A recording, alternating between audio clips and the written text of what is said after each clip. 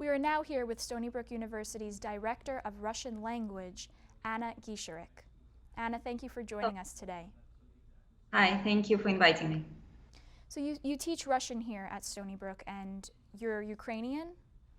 Yes, I was born and raised in Ukraine, and I came to the United States in the 90s. I've been teaching at Stony Brook in the Russian program in the European languages for many years. Are your family and friends still in Ukraine? Yes, some of my family, I don't have much family left, unfortunately, anywhere, but some of my very close friends are still there, and some of my family as well. I'm from the second largest city in Ukraine, which is called Kharkiv. How have you taken this news? This is at the same time horrifying and expected, unfortunately. There was little surprise and, of course, a lot of anguish.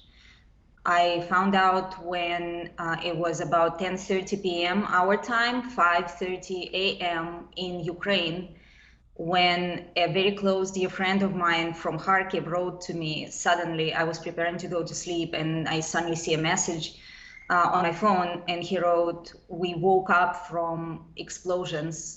I think the war started." And then I went on CNN, and then I read the news. So you'll always remember that message?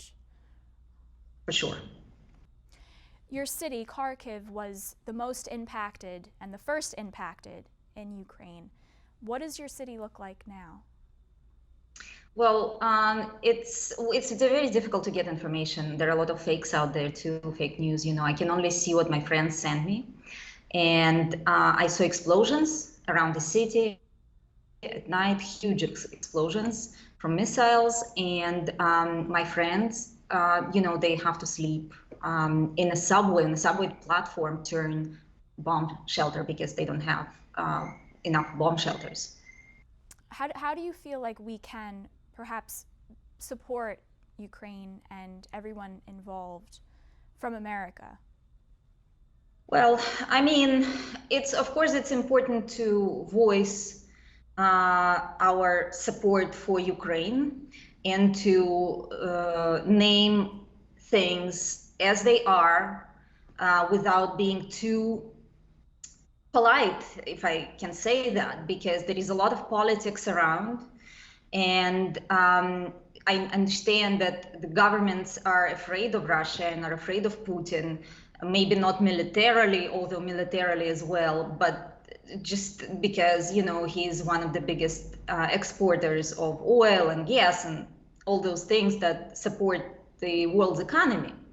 So governments are afraid to anger him.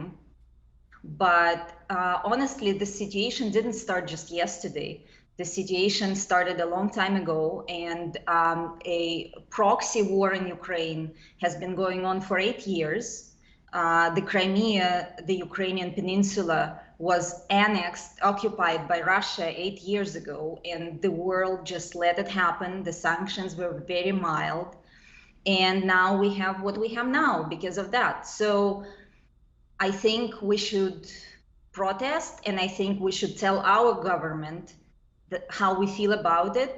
Some of my American relatives here in the United States already called their congressmen and their local officials to say, just left messages, that we support the Ukraine. And I think both Republicans and Democrats at this point they're saying different things as usual, but the message is we need support for Ukraine, and we need to stand up to Putin and to Russia because he is not going to stop here. So if countries think that Putin is going to just, take Ukraine now and we kind of let it slide and that will be the end of this conflict, well, they have more things coming. Let's hope that the future is a little brighter. I'm so sorry. My heart goes out to you and your friends and your family and everyone dealing with this situation. That's it for today. Thank you, Anna, for your time. Thank you.